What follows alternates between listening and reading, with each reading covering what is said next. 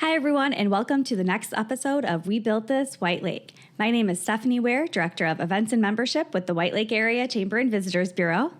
And my name is Amy Van Loon. I'm the Executive Director of the White Lake Area Chamber of Commerce and Visitors Bureau. And we are so excited to have with us today Jack Grieve, the Executive Director of Sable Point Lighthouse Keepers Association. Welcome, Jack. Thank you. Glad to be here. So, Jack, we're going to go ahead and kick it right off. Please tell us a little bit about what the White River Light Station is and its function in our community. Yeah, it's really truly a staple point for any community, the lighthouse, right? So you see it on logos, you see it, throughout the area community space. The White River Light Station is no different from that, but certainly has its own special charm. Today, that site is actually used as not necessarily an operational lighthouse. It's no longer an aid to navigation. Sure. But it has been repurposed as a maritime museum. Yeah. As the Sable Point Lighthouse Keepers Association, we actually schedule volunteers out there. We make sure the site is properly maintained. Mm-hmm. So we have actually just recently turned that site into a volunteer-operated site. So we have volunteers coming in from all over the country to actually volunteer with us. Okay. And for a week period of time, they are the live-on-site modern-day lighthouse keeper, essentially. Wow, okay, so, sure. So if you go into that location, please, they'll be friendly with you, be friendly with them again, and take the tour. There actually is a maritime museum on the second floor. You can go up to the top of that tower and look out at the channel, out to Lake Michigan, and certainly out to White Lake as well. So very cool. There's not very many communities that can say that they have a maritime museum, and it's just such an amazing asset right here in our community. There's also not very many lighthouses that have that living space, attached to it, and that you can go up into the tower. That's just incredible, and it's a wonderful experience to even just to go up those steps and look out. Yeah, it's a charming site. It is charming. It's, as you look at lighthouses, most of them are at the end of a channel or in a beach environment. Okay. The White River Light Station has the grassy area. I mean, as far as going out there and reading a book or just enjoying the views and soaking in the sun, it definitely has those elements that other locations don't. Yeah, good points. Love it. Yeah. And we got to meet several of those volunteers this summer. They would actually come in on the Monday that they would get in and come into the visitor center and get some information. And it was really fun to meet them. They were all so excited to be there. And it was cool to hear where they were from and what their experience had been. So definitely an awesome change that you guys had this year. Yeah, perfect. So tell us a little bit about how it all started and where it all began, the history of it. Yeah, so we're going to have to roll back the clock a little bit here. Yeah. 1867, I'm going to start with. Wow. That is when the initial allocation came in to make the new channel. So we have kind of the old channel in on Montague side. Sure. But as far as allocation for funding to actually make White Lake into a harbor, is 1867, the same year that Big Sable Point Lighthouse was actually finished in construction. Okay. So a lot of those things are kind of tethered into each other with Congress. So it did take a few years and quite a bit of funds too, over $100,000 for that time period to actually complete that new channel. It wasn't until 1872 when there was really a need for additional allocations for the lighthouse and the keeper's quarters. And then kind of moving the clock forward a little bit, 1875 is when the lighthouse itself was constructed and built, completed actually December of 75. Oh. So you may have heard of Captain Robinson. Sure. That's kind of the name of that location. He was the first person to turn on that light on the top of that tower. Actually, was in April of 76. So he's definitely a well-known figure in the area. He was out there for, I think, 43 years. He was the lighthouse keeper out there. So he's definitely a name to be reckoned with out there. He's, his stories and his logs, we can read through those now kind of in the modern day and look back in time. time. And the accounts of wildfires, the accounts of the pier, having fire on the pier once again, meaning that it's happened several times before. You got to look at the channel, not how it is today, but how it was, right? So a lot of the channels were called cribs initially, and they were wooden structures that went out into Lake Michigan. And carrying out lard oil to refill those lamps at the end of the pier. You have to imagine swinging this pail and having some of that oil get into the wood, and all of a sudden there's a spark somewhere, and that wood is now in flame. So there's a lot of stories of that. The initial light that was actually on the South Pier is not what you see today, obviously, but the first one was built just before the keeper's quarters. Lasted about 2 years, was just over $1,000 of cost back then, which I think it's about $24,000 today. And that light, the pier head light actually was ripped off that pier head through a storm. So, I mean, you see Lake Michigan today, and it certainly can be treacherous at times.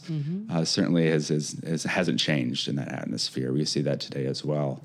But over time, the channel changed a little bit. We have a elevated pier head, so keepers can walk out to the end and back. Once power was added to the site, the lard oil and the kerosene was no longer needed there, but certainly a keeper still was. There's still shipwrecks. Even though there's a lighthouse out there, there's still shipwrecks that are being told.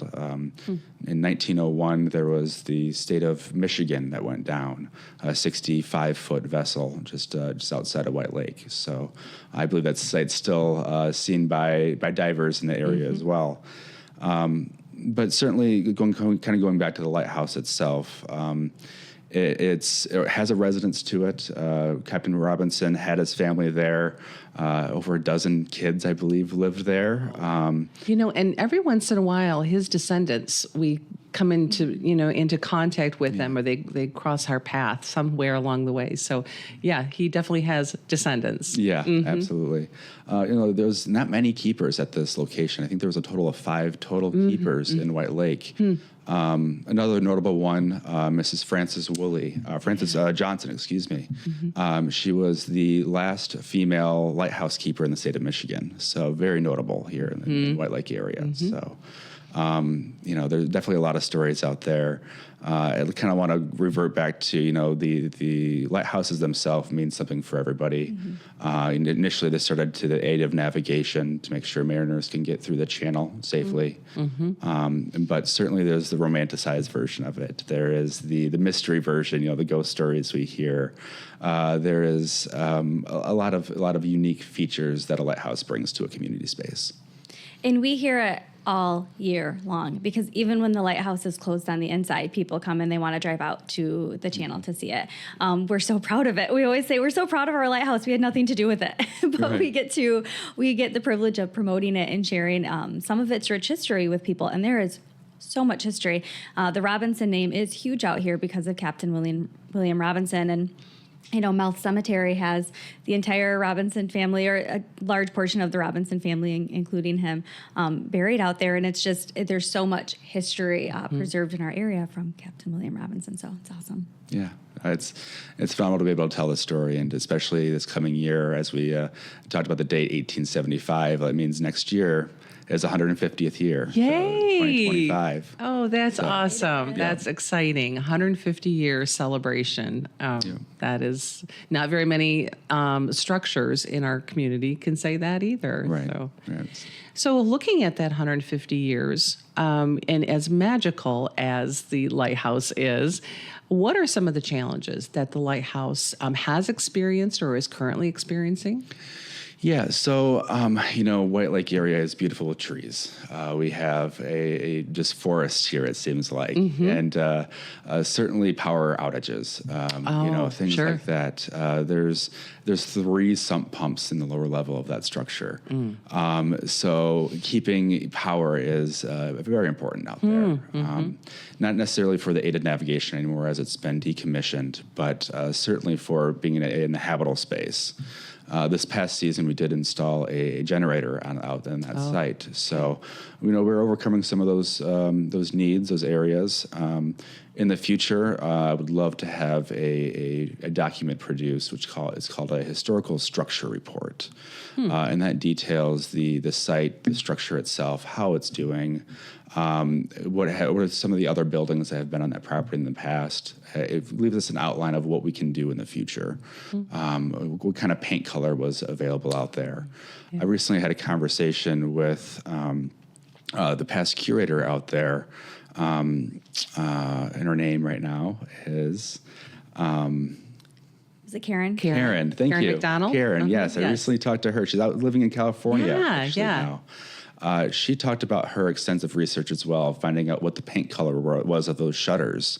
When you look at black and white photos, you see black, white, the shades of spectrum in the negative, in the black and white version. But to know that the color of those shutters were actually green. I'll say if you were to chip away at some of the paint layers, maybe you would kind of come down to that. So she actually sent that out to a lab and had that tested. So the same things that you would have with the historical structure report she was doing when she was there. So so it's really nice to know that care was was established out there in so much period of time. But as I would say, some of the struggles is just making sure we have the proper resources. Having that generator out there now is a huge step forward. Recently, adding the camera back out there, a huge step forward again, reestablishing that, and so minor struggles, but certainly there as well. And you always have that love-hate relationship, right, with an older building, and you love it, and then it's it's getting probably old and worn. Yeah. So and you have to do things to the standard of keeping it up the way it was built, and that certainly is costly sometimes. And that preservation. We understand. It's hard because yes, people want the history, they want the integrity of the history to stay the same, but it is costly, and so we understand that. But you guys are doing a phenomenal job out there. Well, thank you. Yeah, appreciate it. So with the struggles, hopefully there are way more victories. Can you share with us some of the victories over the last 150 years? Yeah, 150 years, having Fruitland Township, after decommission, it was decommissioned in 1960. 59 into 60. And the fact that Fruitland Township was able to take on that structure as a maritime museum, keeping that structure here locally, is phenomenal. It could have been sold off to a private person, and it could have been a private residence. But having people be able to go through that site today truly is a wonderful victory, I think, for the area, for Fruitland Township, for anybody visiting White Lake communities. I would say that's probably first and foremost. Moving a little bit forward in time, we have, Solid Point Lighthouse Keepers Association being involved. About 2012 time frame or so, we had already been managing 3 sites before White River Light Station. So we have Little Sabo Point Lighthouse up in the Mears area, Ludington North Breakwater just west of the city of Ludington, and Big Sabo Point out in Ludington State Park. So it makes sense that, the two organizations, both Fruitland Township and Solid Point Lighthouse Keepers Association, decided to have a conversation. And I'm certainly grateful for that we got to, as an association, got to expand out and to reach further along the lakeshore. So, and then just recently, switching over from a live-on-site resident, a staff member, to the volunteer site, carrying that volunteer groups down the lakeshore, making sure we have the same standard throughout all our locations. We're already filled up for the 25 season for volunteers. Oh, great. So there is a significant want to volunteer down here in White Lake.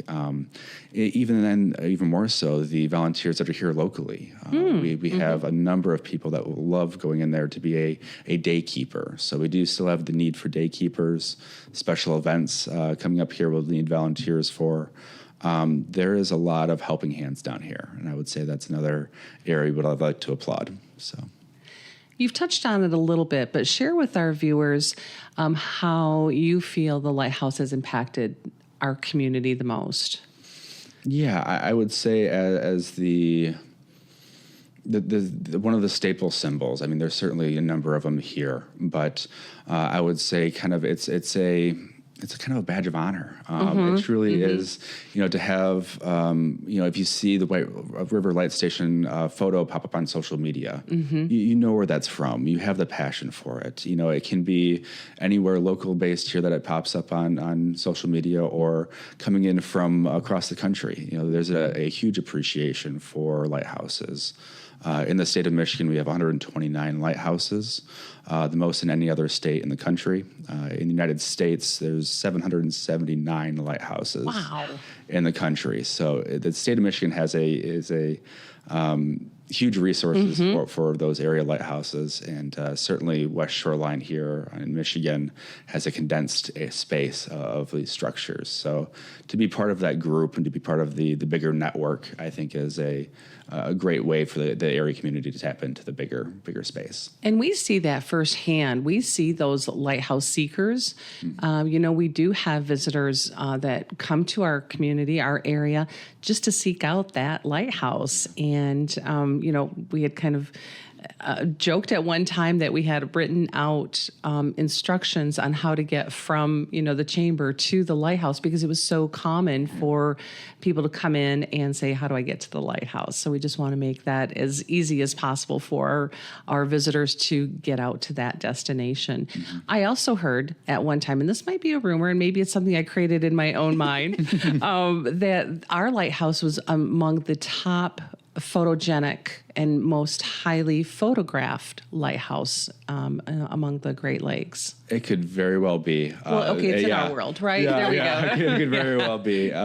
It's all about getting the lighthouses out there, making sure that they're available for people to go see. They don't want to just see a photo of it. As soon as you do, you want to go see the location too. Right. So talked about those guests coming around, and there's passport books. So people will stamp those and visit all of these locations and get a stamp from there, just like visiting a different country. They want to go out there and visit different lighthouses and get that specialty stamp. Well, and everybody, I'm sure, thinks their lighthouse is the best lighthouse. But we know our lighthouse is the best lighthouse. We can boast about that. We can totally boast about that. But truthfully, I will say, ours is very unique. It is. I will see other, and yes, some lighthouses definitely have their own look. There are some that I'm like, meh, that could be one of a few different ones. But ours is definitely a very unique look. So I would absolutely believe and say that it is factual that we are probably the number one most photographed photo in the state of Michigan for lighthouses. But again, maybe that's just what we say. That's our perception. I think great vantage points too for Montague's side too. I mean, being able to drive right across the channel and get that channel view, not having to have a boat and have the accessibility of being on a boat, or just being able to drive up to it. Not a lot of lighthouses have that type of accessibility. We can talk about how the parking lot size maybe isn't as grandiose for bigger events, but certainly for an individual photographer, you can get right up nice close to that structure, can go into the structure and take as many photos as you'd like. So what would you say is your parting message? What is it that you want people to know about either Sauble Point Lighthouse Keepers Association or the White River Light Station itself? Yeah, so I talked about the 150th event. Please mark your calendars for June 21st. That is the summer solstice.